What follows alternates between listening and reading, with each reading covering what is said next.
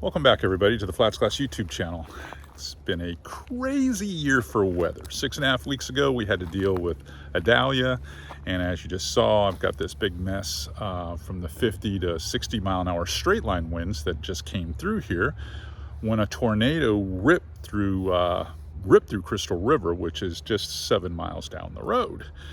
So it's been nuts, and I'm looking forward to getting on the road this week. I'll be going to Myrtle Beach, South Carolina to fish with a good friend who's also a Hells Bay pro staffer, and that's Captain Jason Burton. And anytime I head up to South Carolina, you know, the first thing you think of, oh, we're going to catch redfish.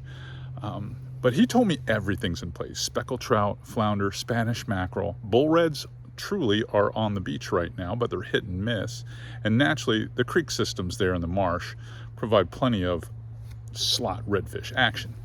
So I'm really interested in that flounder stuff, because the last time I was up in the Carolinas and we went flounder fishing, Captain Jod Owens caught this one, 11 pounds. That's right, that's a pretty hefty flounder.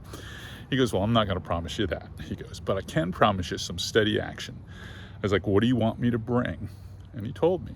And I'm about to take you over to the boat and show you.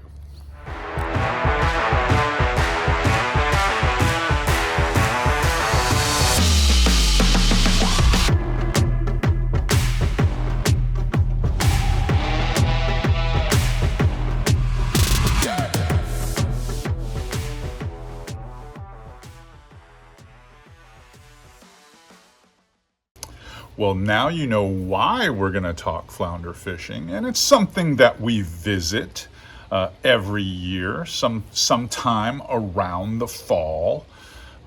Flounder fishing typically gets pretty good in what I would call late summer, early fall, and it stays pretty good all the way up until you get into November and December in many places. Now, in years past, like I showed you the pic of Captain Jod Owens with that monster flounder. We have filmed in recent years with Eddie Kabler there on Florida's first coast, which is that Jacksonville, Fernandina, St. Augustine zone. And anytime you're in a zone like that where you have marshes and creek systems that dump out into river systems, they're super attractive for holding big flounder, especially if that river system dumps out into the ocean.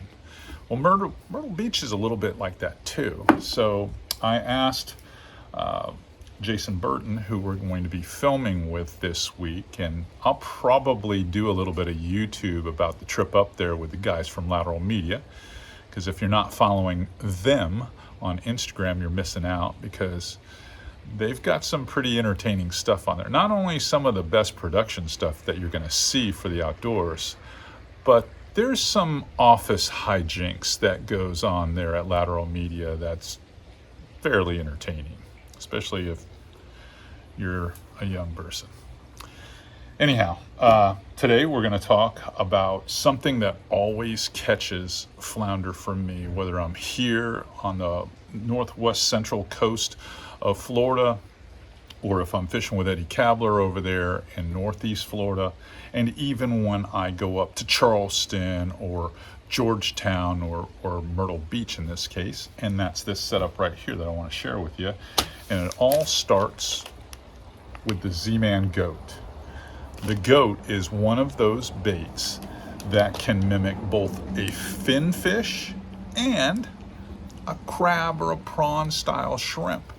Now, this bait is absolutely designed to catch largemouth bass, but it's turned into one of the most versatile baits in my tackle bag. Now, I want to show you the whole system. In fact, here's a picture of the whole system I've got laid out here before I start messing it up. And then I'm going to turn the camera around and I'm going to talk about the components of this whole setup.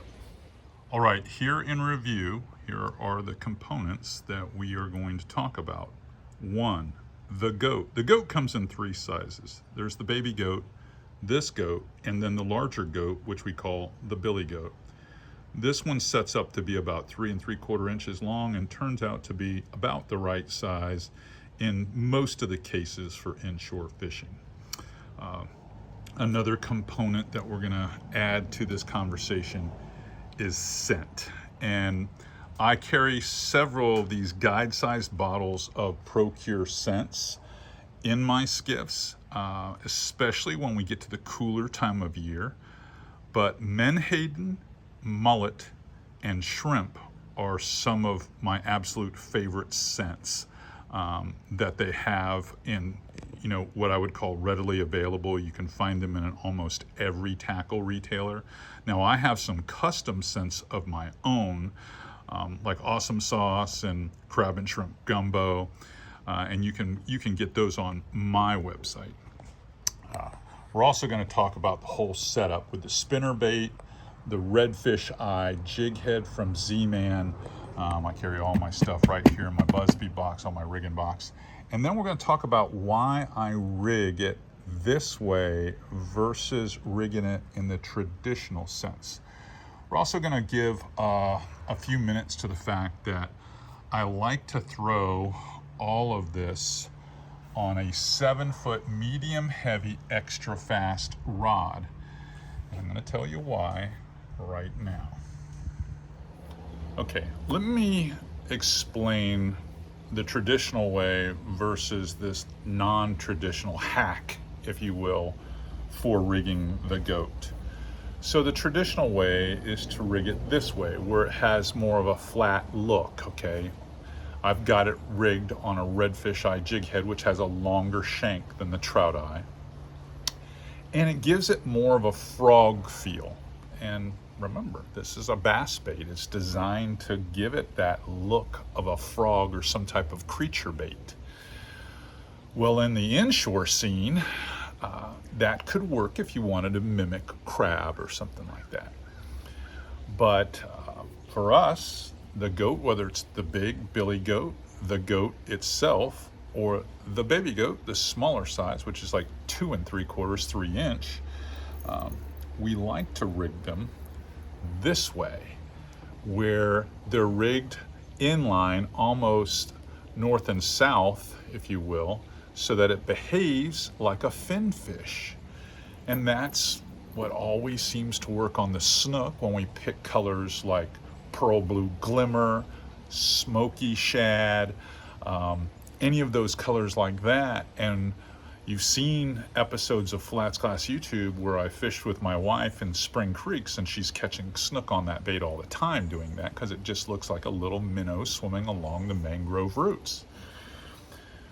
Well, I've experimented in the pool and just flipping it in the water and watching it, that this bait swims a lot different when you run it in line this way. Now this is the Hot Snakes color, which is a bicolor bait. It's got a lighter belly, which is chartreuse, and it's got the darker, more watermelon color on the other side, which that can be attractive as well. But for me, when I'm swimming this bait on a spinner bait and I'm bringing it over the rocks and it's falling down, bringing it over the rocks and it's falling down, because the whole idea behind this is to make contact with the bottom, have the flash of this spinner bait, turning the blade. And typically when you're fishing for flounder, you're fishing areas that have lots of current. That's when the flounder are active. They get in behind rocks, they fall into those low spots, and you've seen me do these videos before, where Eddie Kabler was involved, and television shows, and you're just feeling your way across the bottom, and that spinnerbait creates the vibration and the flash. Remember, a flounder is a flat fish laying there on the bottom, so they lay there on the bottom, and they have to feel and see something that they want to run up and get. This behaves just like their prey would, and there's a lot of really solid colors that you can use. I like to start off with Hot Snakes in many cases, but white seems to be, just plain pearl white seems to be one of the favored colors by those guys that are hardcore flounder fishermen. They also use the Matador, the big Matador from Z-Man as well. But I like this goat. The other thing you'll notice about the goat, I'm going to take it off this redfish eye, is look at the ribs on the bait itself in here. There's lots of places that when you put scent, such as menhaden, crab scent, mullet scent, and you put it into this body, it allows it to stay in these little recesses and on these little spikes on its feet for a long period of time. Even though we're fishing current, we're working it slowly across the bottom. And when a flounder attacks a lure, it usually comes off the bottom and clamps down on the bait. If that bait is scented, they hold on to it a little bit longer because they hold it, they grip it, and then they huff it down deep to swallow it. Lots of times they're trying to turn it around. So if you've got scent on it, they'll hold it that little bit extra, that nanosecond that you need. Then that gives you time to come tight. Oh, I feel weight, reel down, and hammer them. That is the key to flounder fishing. That's why we use these really sharp hooks from Z-Man on these little bit bigger wire. That redfish eye is nice because again, that shank is longer. It goes further back in the bait itself. And when it sits that far back and they've got a mouthful of plastic, it gives you a lot more bite to get a great hook set. Now, beside using scent, beside using that redfish eye to your advantage, now I use a lot of the Z-Man spinnerbaits. This one just happens to be an H&H version. This is kind of a heavy duty situation that I had here. We were catching bull redfish up to 40 pounds. So I had this one pre-rigged.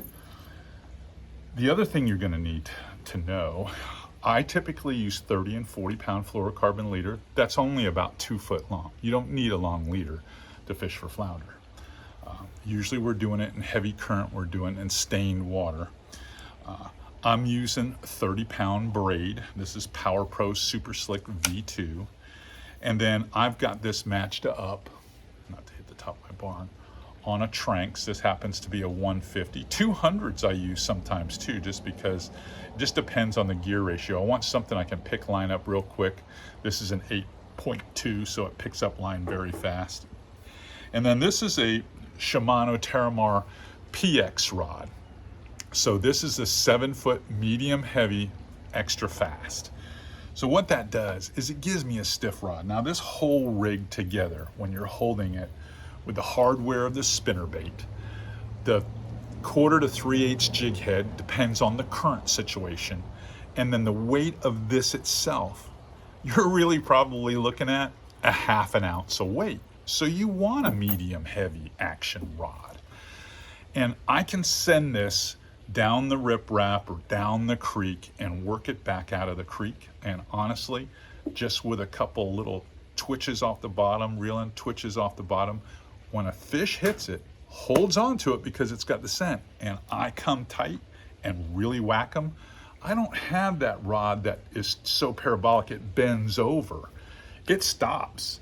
It stops right there, and I'm able to drive it through the hard mouth of a flounder.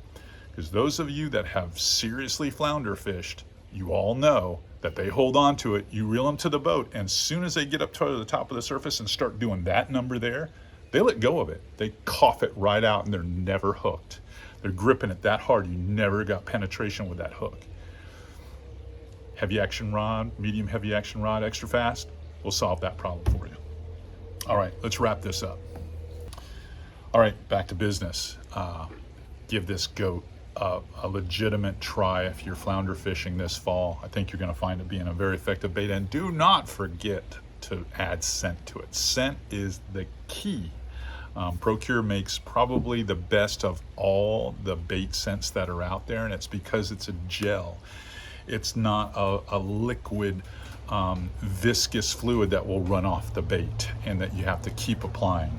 In fact, there are many times I'll take a Ziploc bag, I'll put 2 drops of this in the bag, and I'll put the entire bag of goats in there and just work it through the whole deal and let them marinate, if you will, and then take them out as I need it, because 2 drops of this stuff goes a long way and it lasts all day. So remember, the rod is very important in this. FlatsClass. Remember, you've got to have that right rod action. And a lot of guys prefer 7.5 rods if they're spinning rod guys, because they can jump that slack out even faster with that. It's just that I'm a big reel down and wham. Hey, if this is helping you, if you're catching more fish because you're watching FlatsClass YouTube, do me a favor. Pow! Hit that button and subscribe to this channel and like us. Every time you give us a thumbs up, we start to trend. And when we're trending, we're doing well, I can bring you more of these inshore tips that help you, because these boats are my virtual classroom that I spend most of my weeks in, teaching you guys how to be better inshore anglers. All right, here we go. I've got another video to do, and you've got to take this info to the water and go catch some flounder.